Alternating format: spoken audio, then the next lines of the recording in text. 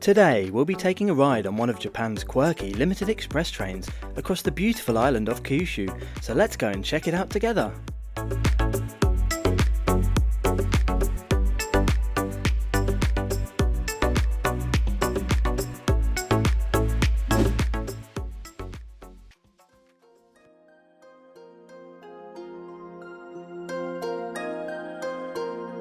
Konnichiwa and welcome back to Japan. The beautiful coastal city of Fukuoka is the starting point for today's trip. It is the country's sixth largest with a population of 2.5 million people and also the largest on Kyushu Island. It's also a very important seaport, dealing with approximately 30% of Japan's maritime imports and exports. Let's head to the Hakata district in the east of the city, where the main station and airport are located.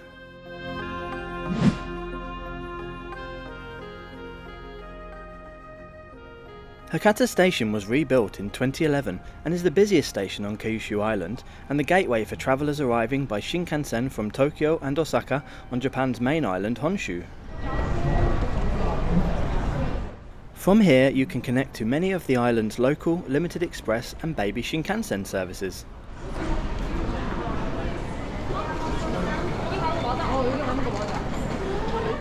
As with most Japanese main stations, it's absolutely crazy in here at any time of the day.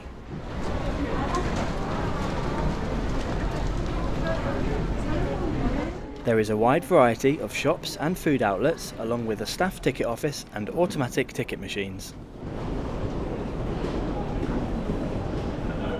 I'm travelling on a JR Pass today, so I was able to book my free seat reservation for this service online in advance, collect it from any JR ticket machine and pass through the gate line using my JR Pass main ticket as seen here.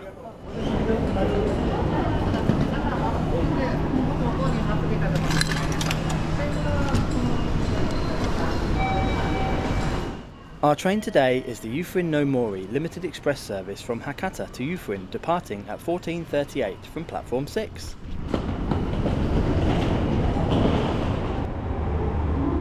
It's all ready and waiting for us, so let's head up now.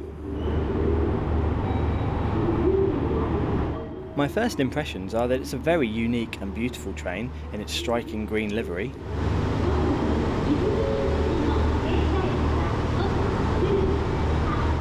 Let's now check out today's route before we get on board.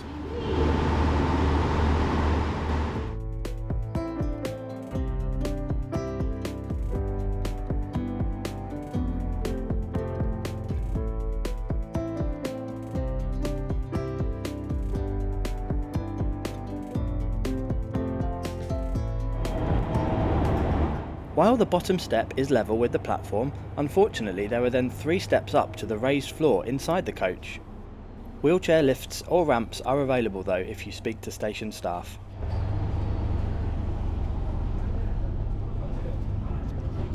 And wow, just look at this interior! I love the wood panelling, green seat covers and 2+2 configuration which all rotate to face the direction of travel.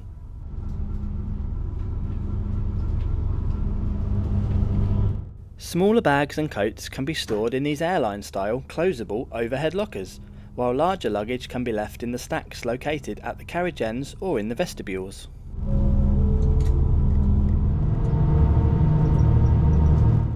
We depart exactly on time at 2:38 p.m. This trip from Hakata to Yufuin is 106 kilometers in distance and is scheduled to take 2 hours and 12 minutes of travel time. Yes, it's not fast, but wait until you see the scenery. As I mentioned, I was travelling on a JR Pass on this trip, which is a great value way to explore Japan by train, but more about that a bit later on. However, the cash price for a seat on this service is 5,890 Japanese yen, which I think is great value. If you want ad-free early access to every video, great perks and to help me do bigger and better reviews, then become a channel member from just £1.99 per month. Just click the link above now, or the join button in every video. Thank you! All onboard announcements are made in Japanese, with the important ones repeated in English too. This is great, especially as I was the only foreigner on this train. Let's check out the seats. They are very comfy, have a good ergonomic shape and padded headrests.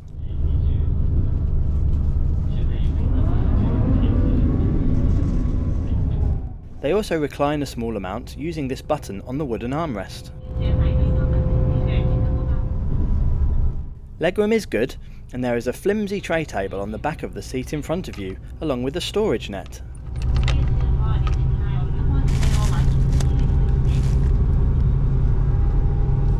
A second smaller but sturdier tray table with a drinks holder can be deployed from the central armrest. Coat hooks can be found on the wall, along with personal reading lights and an excellent sunblind.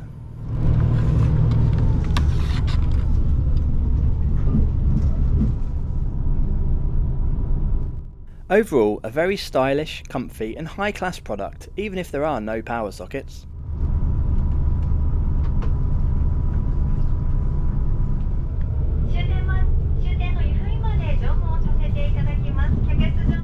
The onboard host wanders around the train, greeting passengers and giving information about the route, although this was only done in Japanese.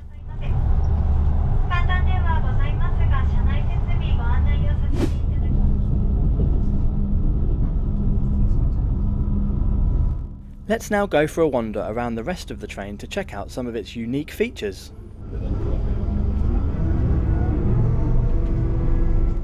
Isn't all the wood panelling just so stylish? And this raised bridge between the gangways is super cool, even if it's not that practical.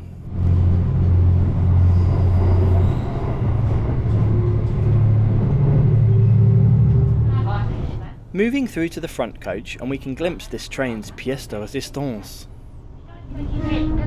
The seats behind the driver's cab are sold at a premium, but were all sold out for every date I looked at, which shows how much in demand this amazing view is. Anytime you get to look out the front of a modern train these days is very special. Shout out to the people who were seated here and put up with me filming and encroaching on their view. They were very friendly too. Okay, let's leave them alone and go and check out the toilets now. They are gendered and can be found in the central vestibules. As with all Japanese trains I went on, they were very clean, all working and fully stocked up. Quite surprisingly, these ones didn't have the bidet function.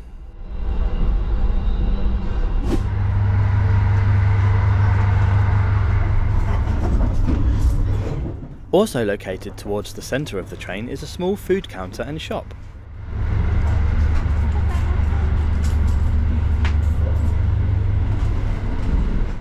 It sells a selection of snacks and drinks along with Yufin no Mori souvenirs.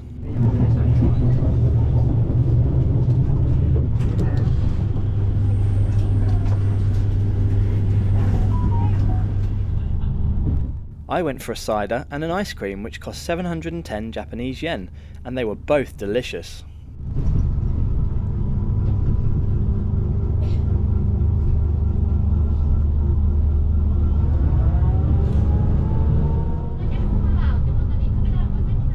The attendant also went around with a photo board with the current date on it, and then would take a photo of you holding it. A very nice touch.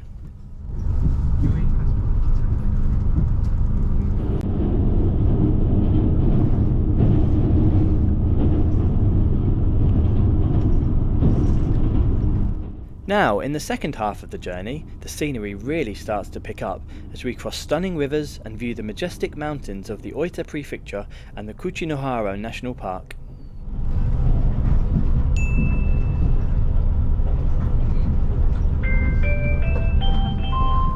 This really is one of Japan's best areas of outstanding natural beauty.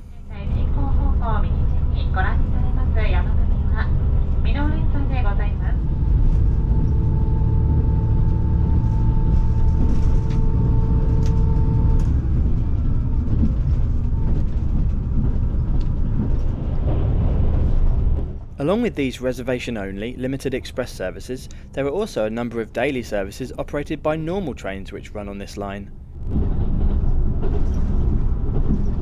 Tickets for these regular services cost 4,660 Japanese yen, or you can just turn up and ride, no reservation necessary with your JR pass.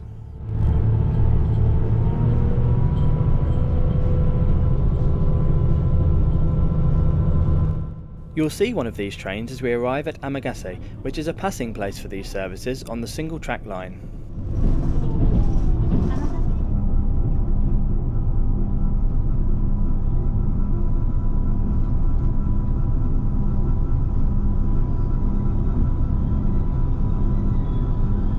Speaking of which, I was travelling on a JR Pass this week, which is a rail card which gives you unlimited travel across the whole of the JR network on all 4 of Japan's main islands for either 7, 14 or 21 days in either first or second classes.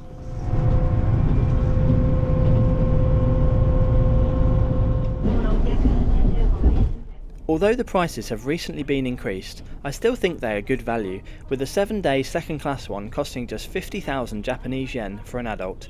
Children under 12 are half price.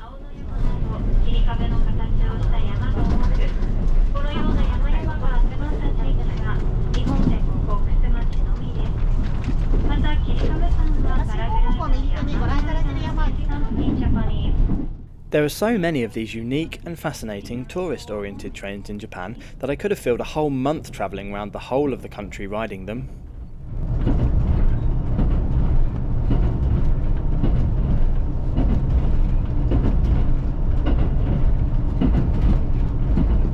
Here we pass a westbound Yufrin no Mori service heading to Hakata.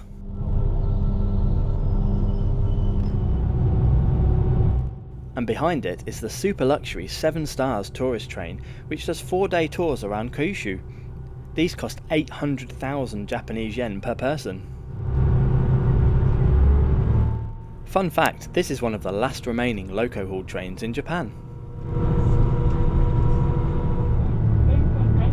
And after that we see a beautiful old steam loco and roundhouse alongside the tracks.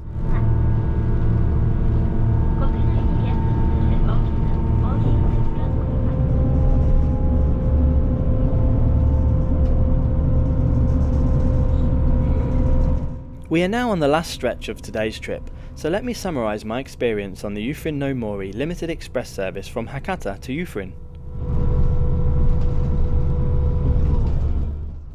I had an absolutely amazing time. It might not have been fast, but it was super comfortable, had amazing amenities and friendly staff, along with some stunning views out of the windows. What more could you ask for? I'd highly recommend this journey, especially on this beautiful and unique train.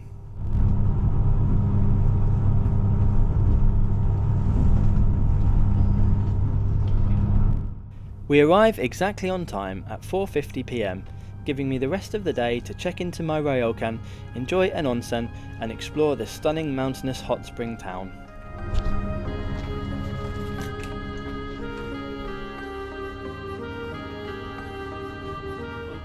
Have you been on any of Japan's quirky limited express trains before? Which route did you do and how did you find it? Let me know in the comments below.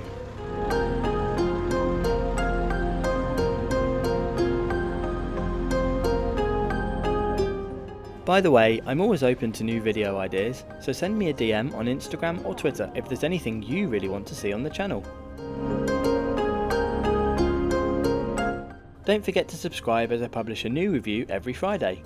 Thanks for watching and I'll see you next week.